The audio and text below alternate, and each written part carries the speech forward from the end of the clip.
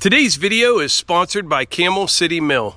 So welcome back to Outdoors with the Morgans. Last night, somebody real dumb got real lucky. We got this straightaway here, and right here, they got on the brakes.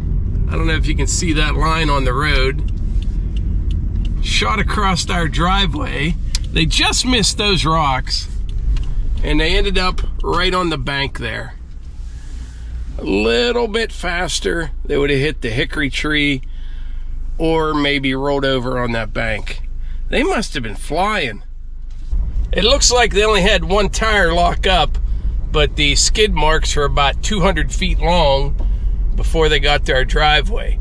But anyway, it is an absolutely beautiful day. We're gonna start things off. We're gonna head down to the wood yard and just for the next couple minutes and crank out a couple cords of firewood.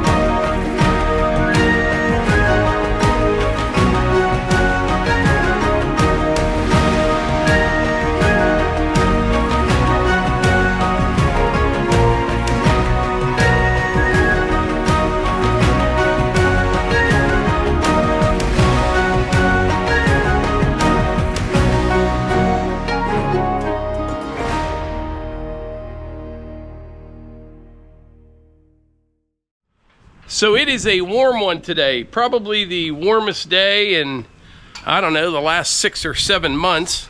I've been complaining about the cold, but I'm getting pretty close to complaining about the heat already.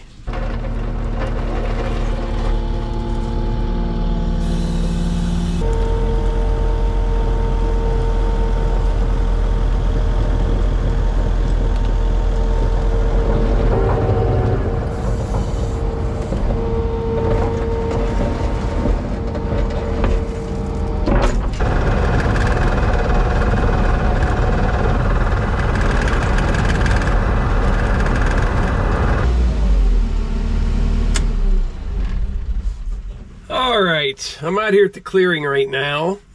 I've gone over this before, but I had planted winter rye in here last fall. Did really well, and the deer really liked it. They were eating it as fast as it was growing. Well, I need to plant something for the summer, and after doing some research, I think I'm going to just plant buckwheat out here. The deer like it. I'll have to plant winter rye again in the fall because the buckwheat will die off after the first frost. And buckwheat is also pretty good at keeping other things from growing up through it, from what I understand. And what I'm concerned about is the Japanese stilt grass. There's none growing on here right now, but there's probably, I can guarantee you, there's Japanese stilt grass seed all through this.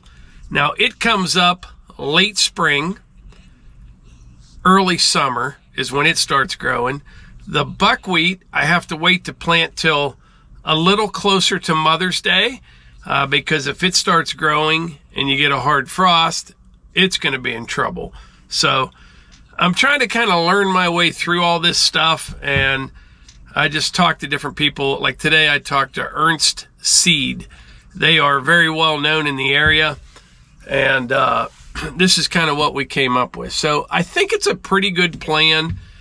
And if I can keep that Japanese stilt grass out of here, I think the seeds stay in the ground for a couple, 3 years. I mean, it would take 3 years And it's still going to try to creep in here. We'll just have to see. Another invasive that you have to deal with. But I brought the skid loader out because over there on the other side, I dug some stumps out, moved a big brush pile. I need to get that graded up. There's some low spots where stumps were, things like that. And I'll get rid of some more debris. Then we're going to try just raking this with the landscape rake on the tractor. See what that does. I might even do that today. Hit it once and then hit it again right before I seed it. And if that doesn't work, I can always till it or hit it with the power rake on the mini skid. But my goal is this to be a lush green field this summer that the deer and the turkeys can just frolic around out here and eat to their heart's content. That's my goal.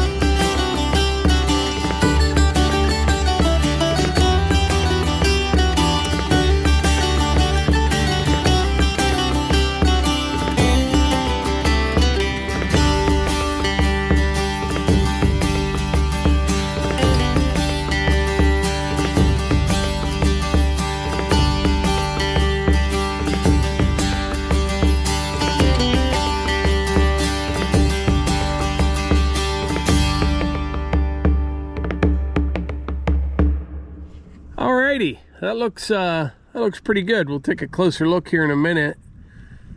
I'm sitting up here on the steps of the mini cabin, and I'd like to put a new range out here somewhere, but I don't know if it's possible. Up on top of a hill here, it's all flat. Need a good backstop somewhere. I mean, I could make one, but this isn't the spot. Be a nice place for one though, but over that direction there is the old apple orchard. So you go down the hill, big valley, back up, and the apple orchard's on that far hill over there. My sister's house is between here and there. Over that way is our house, but I don't know, 1,200 feet that direction. I'll have to think about that. Yeah, so here's a closer look. Came out pretty good. I think I'll be able to get away with just raking everything with the landscape rake, just to kind of fluff it up a bit and get some of the sticks and leaves out of here, and it should be good.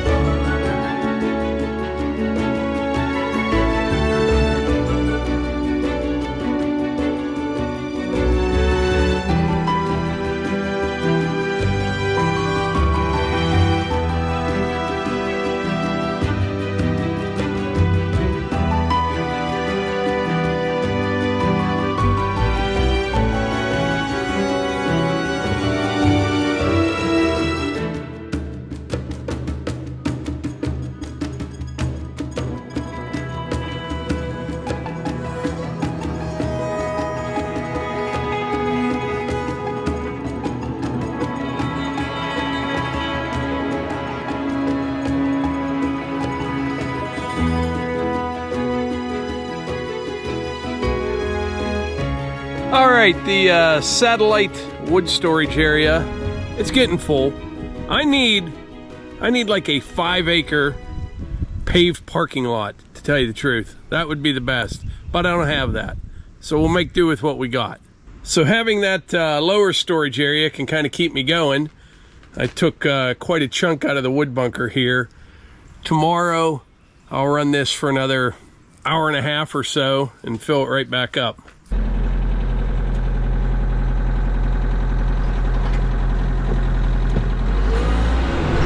All right, this morning, I'm gonna head out to the clearing. I've got the tractor with just the landscape rake on it. We're gonna see how it does out there in the field. If this will be enough to prep it for seed, or, you know, I could always use the power rake or the tiller for that matter. It's supposed to rain today. I don't think a whole bunch, but if it doesn't, I need to cut the grass for the first time as well. I'll be breaking out the big Cub Cadet with the steering wheel. I love that mower. Sticks to the hills. All right, I think we'll start on this side right here. I'm gonna get out and move that limb out of the way, and we'll see how this works out. You see that? You see that right over there? I'll be darned.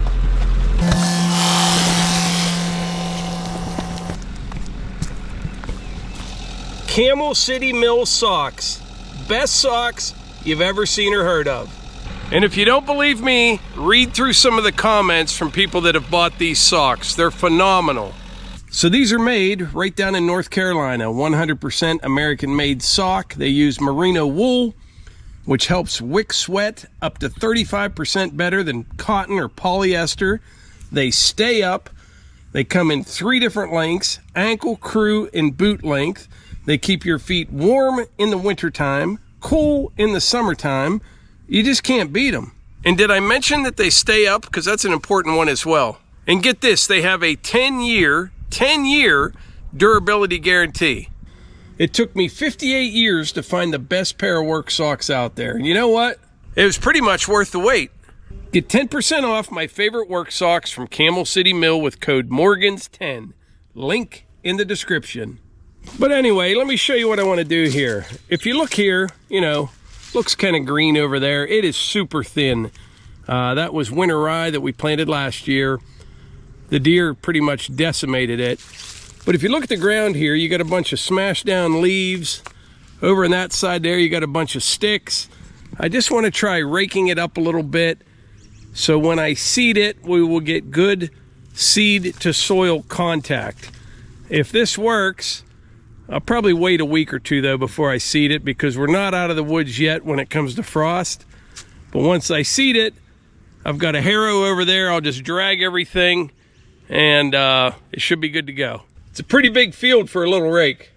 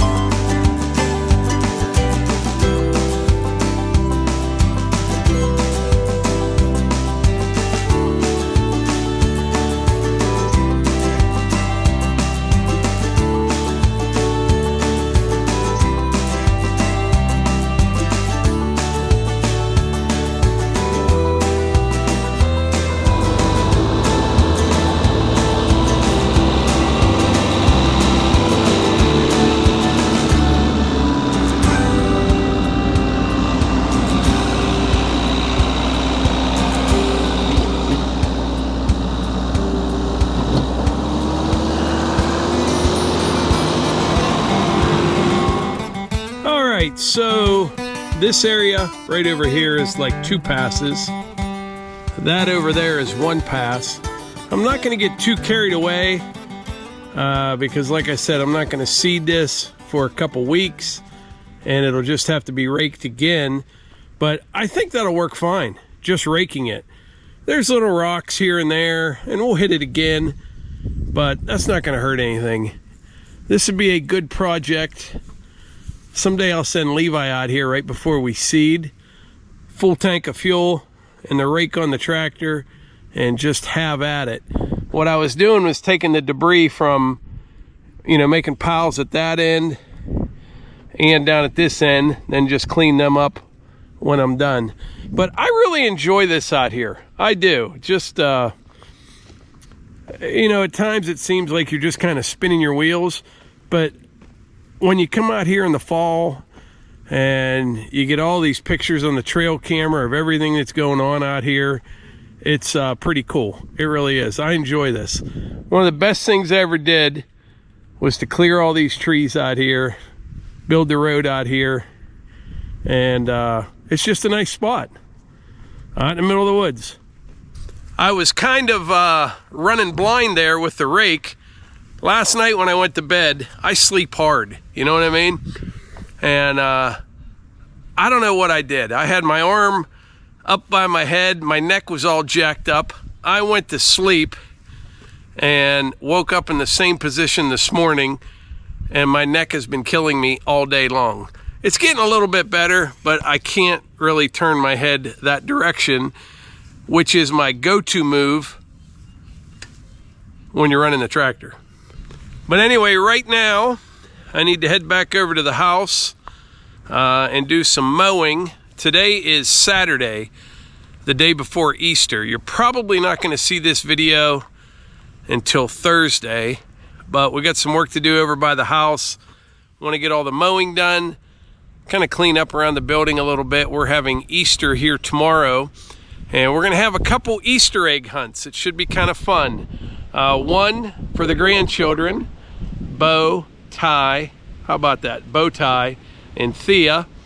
And then one for our kids and all the cousins, which they're all, Eva would be the youngest, but yeah, they're all like 20 and up, you know, 20 to 32 years old. We're gonna hide a bunch of stuff for them. There'll be some cash incentives hidden in the eggs, so that should be a good time. But anyway, we're gonna go over and get some mowing done, hopefully.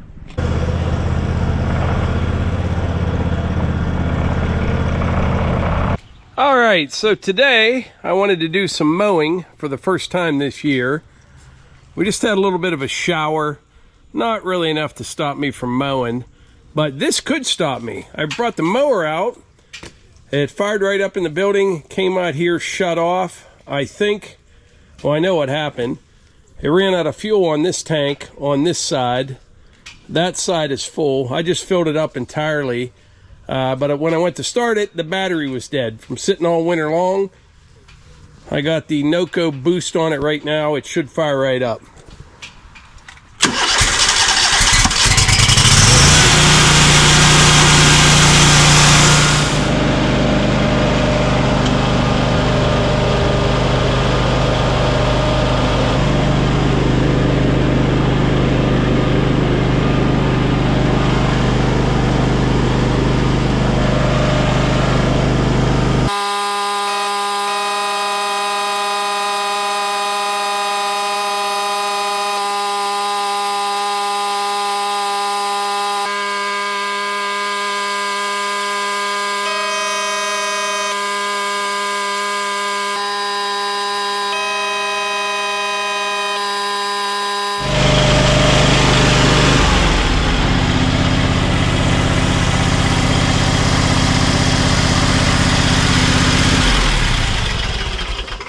Alright, I left it run for a little bit, inflated all the tires. They just needed a little bit of air. Filled up with fuel. I changed the oil in this, I don't know, a month and a half ago or something. Kind of surprised that battery acted up on me. I'm going to try it again, make sure it fires right up. But I really like this mower. I do. If you have hills, I'm telling you right now, the steering wheel is the ticket. I've got nothing in it. I'm not partnered or sponsored or anything like that. I bought this mower like anybody else. I did my homework and my research, and I was getting tired of sliding sideways or front first down a hill. What happens on them zero turns, a frontal turn, you're gone. This sticks to the hills. Big mower here in western Pennsylvania. I see a lot of these around just because we have so many hills around here. Even the cup holder, I just noticed that, is adjustable. There's a wing nut on there, so you can lower this down or raise this up. It's a nice feature. The seat is all adjustable, even the armrest. Very comfortable. It's a joy to cut grass with. Well, I say that now. Let's see if it'll start. Yeah, we're good.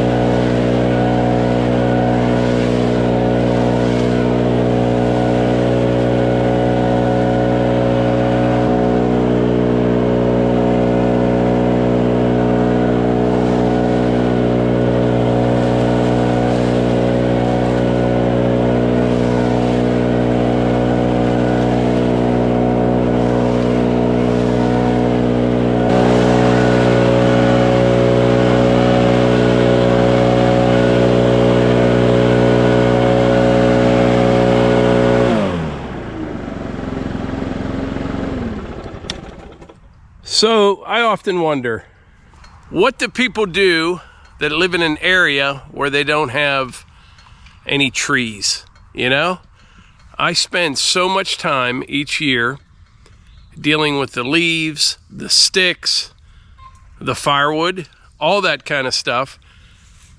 Trees take up a lot of time. Some of it's good, some of it not so good. But I always wonder, you know, there's people that live places where there's no trees. You would think they'd have like a lot more time on their hands. I'm not sure. But anyway, I got all the mowing done.